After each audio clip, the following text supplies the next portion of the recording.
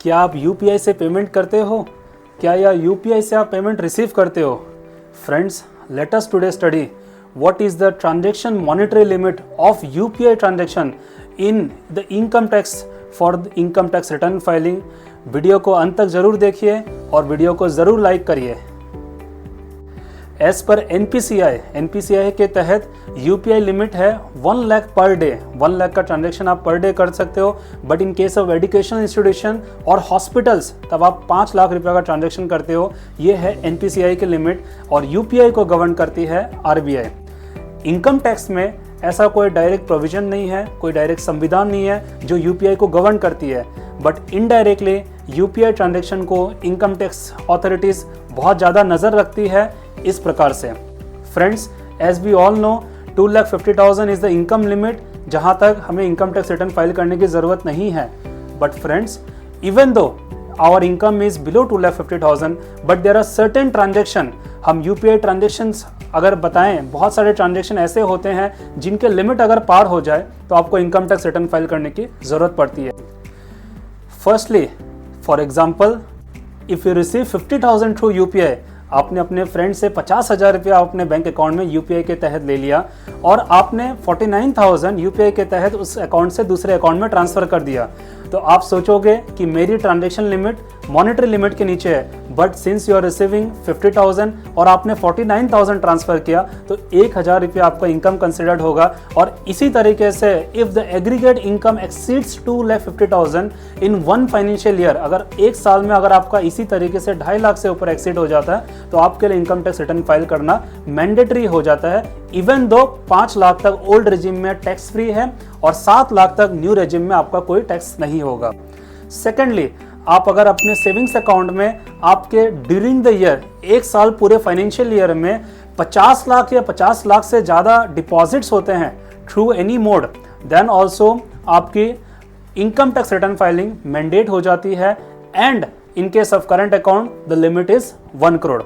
Friends, moving ahead, if you are doing any foreign travel, अगर आप foreign travel करते हो और आपकी एक्सपेंडिचर 2 लाख से ऊपर हो जाती है तो भी आप इनकम टैक्स रिटर्न फाइल करनी पड़ेगी, इवन दो आपका इनकम लिमिट 2.5 लाख के नीचे है। आप इलेक्ट्रिसिटी बिल अगर 1 लाख के ऊपर पे करते हो या फिर अगर आपका कोई फॉरेन इनकम है, फॉरेन एसेट्स है, तो भी आपको इनकम टैक्स रिटर्न फाइलिंग करनी पड़ती है। तो फ्रेंड्स, इस तरीके से यूपीआई लिमिट्स जो हो इनडायरेक्ट वे में आपको अफेक्ट करती है। हम बहुत से सिचुएशन में देखते हैं, स्पेशली आज के जनरेशन में स्टूडेंट्स, यंगस्टर्स लोग किसी के पर मोबाइल परचेस करने के लिए, किसी के लैपटॉप परचेस करने के लिए वो अपने अकाउंट से पेमेंट कर देते हैं और उनको फिर रियम्बर्स कर देते हैं या रियम्बर्स ले लेते हैं just to get the cash rewards, benefits etcetera. But keeping in the certain limit, अगर आप लिमिट के नीचे तक रखते हो, लिमिट अगर आपके पार नहीं हो तो कोई दिक्कत नहीं है, but you have to understand the limit and accordingly do the transaction. Friends, जैसे कि आपको ये भी पता है कि बिजनेस के केस में 60 लाख के ऊपर अगर आपका टर्नओवर होता है तो आपको इनकम टैक्स रिटर्न फाइल करनी पड़ती है, और प्रोफेशनल्स के केस में अगर आपका टर्नओवर 10 लाख के ऊपर में है तो आपको रिटर्न फाइल करने की ज़रूरत पड़ती है। इन टीडीएस अगर आपकी 25,000 रुपये से ज़्यादा अगर आपका टीडीएस डिडक्ट हुआ तो भी हमें इनकम टैक्स रिटर्न फाइल करने पड़ती है, और सीनियर सिटीजन के केस में 50,000 इज़ द लिमिट।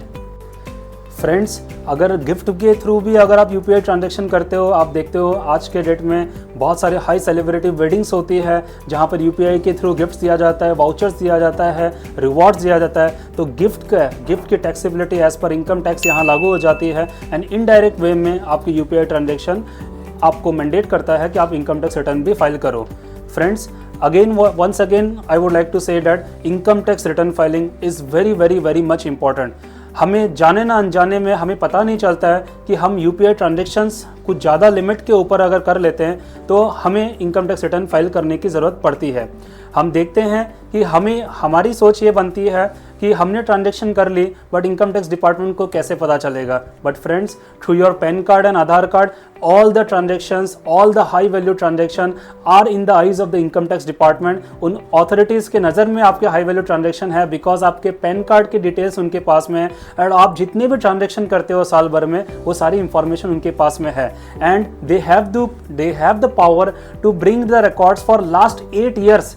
4 साल पहले आपने कोई फॉरेन ट्रैवल किया, 5 लाख रुपया खर्चा कर दिए, या आपने कोई 4 साल पहले 50 लाख से ज़्यादा 60 लाख 70 लाख रुपए का आपने यूपीआई ट्रांजैक्शन कर लिया, तो आज भी 4 साल बाद में वो आपको नोटिस के द्वारा आपसे एक्सप्लेनेशन मांग सकते हैं। So better let us file the income tax return and avoid any kind of situation. एक फाइल को मेंटेन करिए, रिकॉर्ड्स को उस फाइल में रखिए, और फ्यूचर में अगर कोई भी लिटिगेशन नोटिसेस आते हैं तो उसको अवॉइड करिए।